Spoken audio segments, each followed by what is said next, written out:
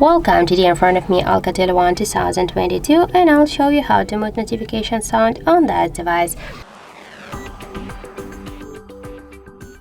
So let's just first open the settings application and then tap here on the sounds and vibration. After that, you'll see here the notification volume panel, and now to change to mute your device notifications, you should slide to the left side, there's blue dot with your finger, and that's it. Also, we can do it by the second way. Just first press up or down volume button here on the right side of your device, and then just tap here on the settings icon. You'll see here the notifications volume panel. Just to mute them by the same way, slide this blue dot to the left side and then confirm your changes by click to done, and that's it.